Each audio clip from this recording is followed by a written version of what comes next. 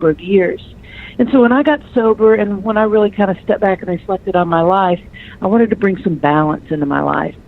So I started getting life coaching certifications. And so today I am a purpose coach. There was a time when I had mistaken my talent for my purpose.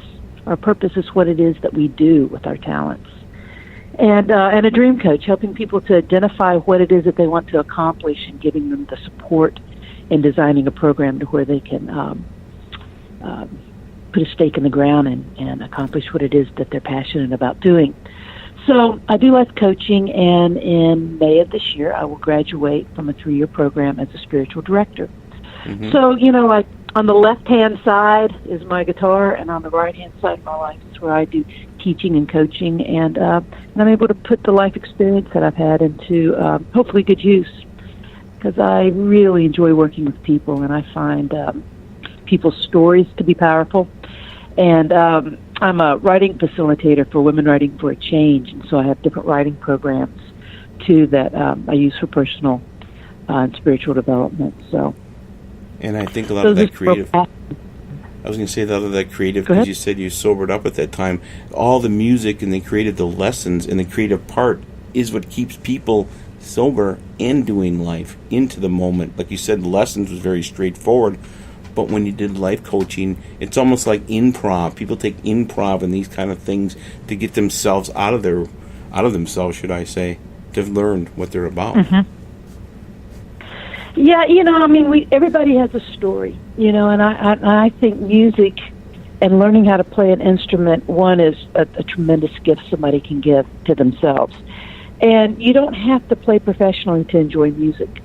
And so, and if you do want to play professionally, when people ask me, they say, man, I'm really, like my kid wants to be a musician when they grow up, they want a music career. And it's like, if you cannot picture your life without music, then I would say go for it. And if it's just something that you enjoy, then I would say do it in a way to where you can really enjoy it. And because the music industry, it's a tough business. So I teach online through Skype or FaceTime, and I also have 3 guitar instruction series that TrueFire has done, and they are an online teaching platform. So I have a classroom there, a video exchange, but most of my guitar student one-on-one interaction is through Skype. So I've got some videos that you can check out on my YouTube page and see a little bit about everything from my live performance, different concert footage, to some of my teaching videos, and get a feel for who it is that I am and the kind of style that I teach. Well, super. I'll tell you what, let's play another track with your fabulous duo. Sherry, let's go on with Something's Going On. Thanks again, Kelly Richey, my fabulous guest tonight. Thank you. Here we go.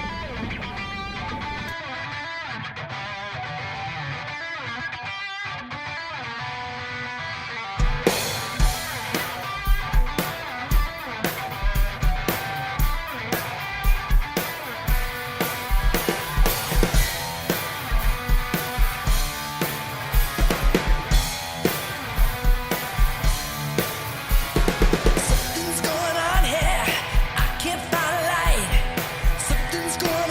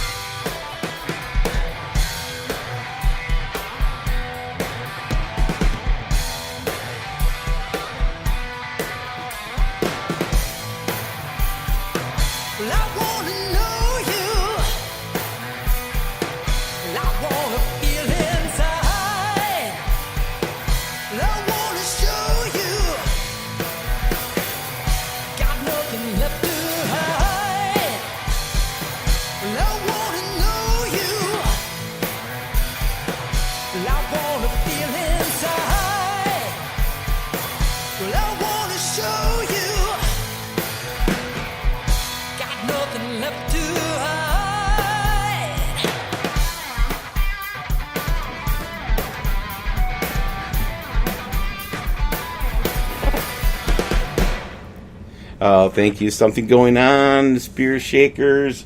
My fabulous guest, Kelly Richey, and that was Sherry McGee on the drums.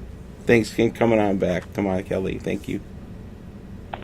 Absolutely, yeah. And that song, Something's Going On, is the new music video that we just released just a couple of days ago on Christmas Day. And so the 3 songs that you've just heard have been the 3 new tracks that we cut, and we will be following up with 2 more music videos. So look out for those in January and in February. Super. And you just had a nice gig last night at the Greenwich. You were in Cincinnati last night on the 29th? Yeah, we played last night.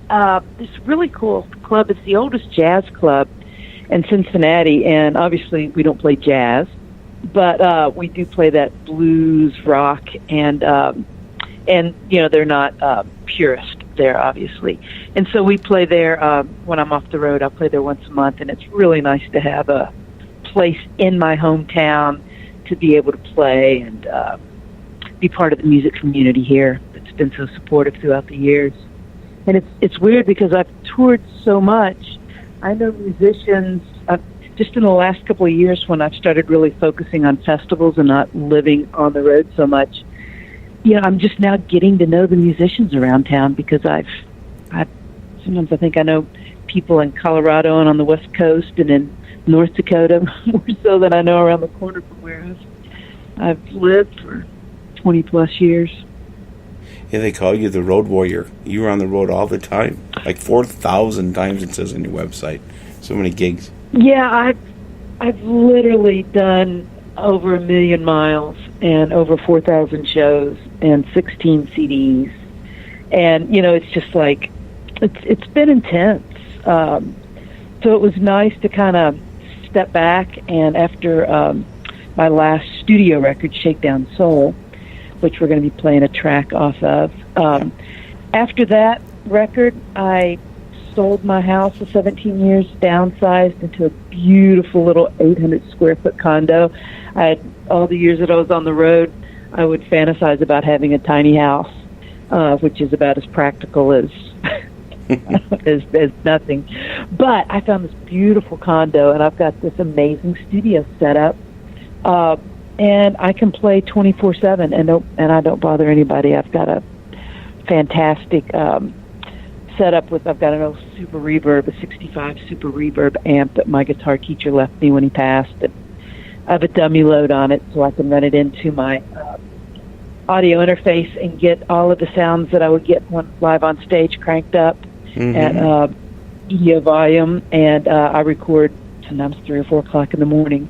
And so it's so nice to just have like my living room and my studio and my space where I do yoga and meditation and my coffee pot, all within, 400 square feet. So that's been really, really nice to actually feel like I live somewhere. And then with Sherry, we're starting to focus on festivals and get out and be getting out and touring this coming festival. You deserve that after all those nights and all those adventures on the road. And tell us a little bit, mention some of the bands you played or opened for, REO Speedwagon, Boston, all of those bands that we all love out there. When I was first touring in the late 80s, I was in a band on Arista Records. The band was called Stealing Horses. And we opened up, they put us on tour for one leg of Huang Chung's tour, which was kind of a bizarre match. But we ended up opening up for James Brown on Daytona Beach Spring Break MTV. And so that was like, who doesn't love James Brown? That was really cool. And then when I put my own band together in the early 90s, I started playing REO Speedwagon, Johnny Winter, Edgar Winter, up through Foghat, Boston, Hearts. Oh, you name it. I can't think of many people we haven't opened up for at some point along the line. So yeah, that's been really cool to open up for some really great artists and be able to play in front of their crowd as well as when you play festivals. I enjoy playing festivals because it's just people anymore. The whole music scene has shifted so much.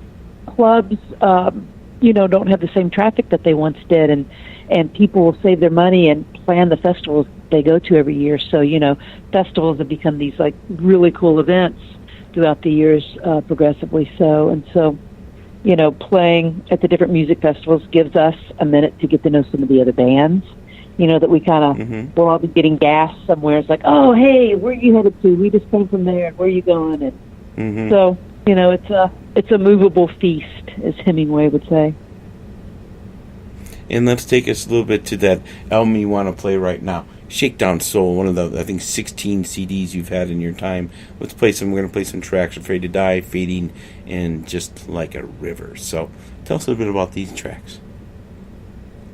The first one that you mentioned, "Afraid to Die," Daniel Lanois is one of my favorite artists, producer, guitar player. He did Emmylou Harris, Wrecking Ball, U2. He's got a real, when you hear his work, it's very signature. There's just this kind of ambient feel to it. And so that was very much an influence of how I recorded this song, "Afraid to Die."